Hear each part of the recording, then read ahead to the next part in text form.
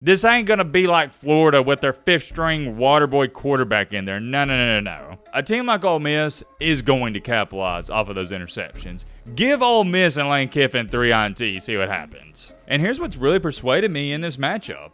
Ole Miss has a better quarterback. There's no ifs, ands, or buts about it. If you disagree, you don't know what you're talking about.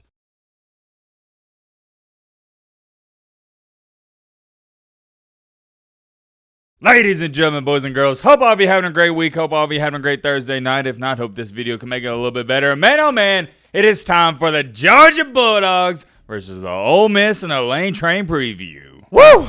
Man, oh man, I'm excited for this one. Hope you guys are excited as well. And let's just say, I might have an unpopular take and opinion on this game. This is a huge game for multiple different reasons, but let's start off with this one. For Ole Miss, it's an elimination game. Even if Ole Miss wins out, we don't know if it's going to be good enough for them to make the playoff, but here's what we do know. If they lose, it's over. On the flip side for Georgia, I'd also say it's a relatively big game because you already have one loss. 2 losses, at that point, you no longer control your destiny. I'm not saying Georgia won't get in with 2 losses. They might, but it's just not a for sure lock anymore, and it's not a good look. Georgia hasn't even been close to being as dominant as they've been the past couple of years. Struggled at Alabama, wound up losing that game, gave up 31 to Mississippi State, dominated Texas, and that was the Georgia I expected to see this year. But then you struggle at Florida, and probably would have lost if DJ Lagway wouldn't have got hurt. On the flip side for Ole Miss, their 2 losses have been devastating to say the least. The Kentucky game, did they play good? Absolutely not, but give credit to Kentucky. They played a good game that day, and Ole Miss really was 1 fumble away from winning that game. If you don't know what I'm talking about, Kentucky fumbled the ball into the end zone. They recovered it for a touchdown, and that was the difference maker. A couple weeks later, they had LSU. I mean, they should have won that game, and they just threw it away, lost in overtime 29-26. The LSU one really hurt because there was about 8 to 9, maybe even 10 different times where they could have won the game.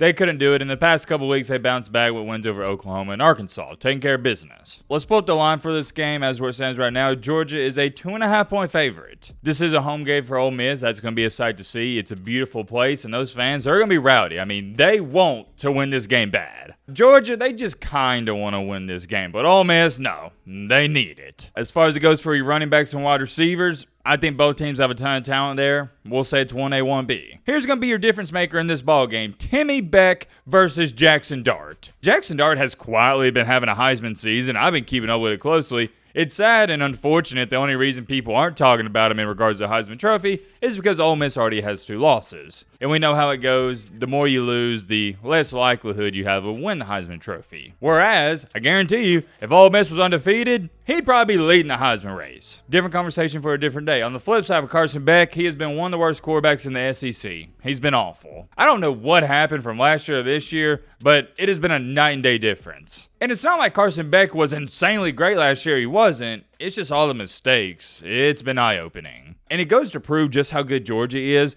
Their quarterback's throwing 2 to 3 interceptions per game, and they're able to overcome it like it's nothing. It's to the point now, I'd be shocked in this game if Carson Beck didn't throw a couple interceptions. Here's something to pay attention to in this matchup outside the quarterback battle. Ole Miss when they're on defense, not offense. I know a lot of people tune into Ole Miss to see them score a bunch of points, but pay attention to their defense. Do they have an unreal defense? No. Do they have a bad defense? No. They aight. They've had their ups and they've had their downs, but I do expect Pete Golden, the former Alabama defensive coordinator who's now at Ole Miss, to give Carson Beck some strange looks that he hasn't seen this season, and he's going to confuse him. You best believe that Pete Golden turned on that Alabama-Georgia film from this year, and he's going to try to replicate it. I guarantee you there's going to be times where Pete Golden puts 7 or 8 in the box, looks like they're sitting a full house, and maybe they drop back in coverage. And vice versa. He's only going to have 4 to 5 in the box, and you send 6 or 7. He's going to mix things up because it's been proven time after time after time, game after game after game, you can confuse Carson Beck, and he will mess up. On the flip side, when Ole Miss has the ball, I think Jackson Dart's going to light them up. I think outside of Jalen Milroe having that legendary performance against Georgia this season, this is going to be the best quarterback that Georgia defense faces all season long. I think Jackson Dart's going to have a lot of opportunities to make plays, whether that be with his arm or his legs. Similar to Pete Golden, you got to feel like Kiffin's taking a page out of Alabama's offensive coordinator book, especially with a running quarterback. Don't get me wrong, Jackson Dart is an excellent passer, but he can also scramble, so I wouldn't be shocked if he has about 7 to 10 design quarterback runs. But here's where I think Ole Miss's offense can really establish the tone. The running game. Very similar to Josh Heupel in Tennessee. When people think of Ole Miss and Lane Kiffin and Tennessee and Josh Heupel, they think of gunslinging quarterbacks, air raid offense, scoring 50 points per game.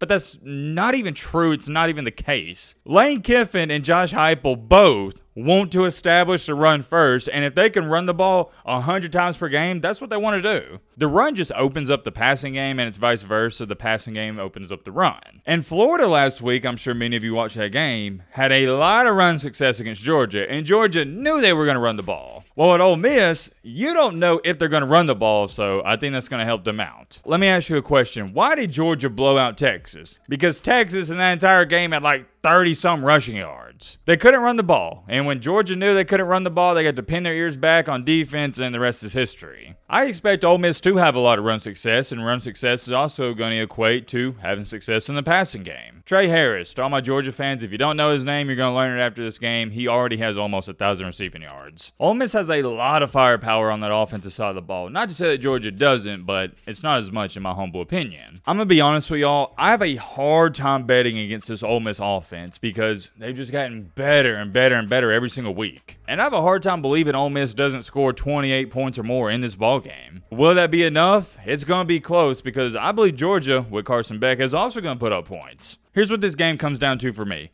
This is a very, and I mean a very different Georgia team compared to the previous ones. It's not that I think Ole Miss is like 3 times better than they've been the past couple of years. It's more so about Georgia. Outside the Texas game and Clemson game, Georgia hasn't looked that good this season. Not to say that those games are outliers, but I think Ole Miss is going to give them everything they got. And here's what's really persuaded me in this matchup.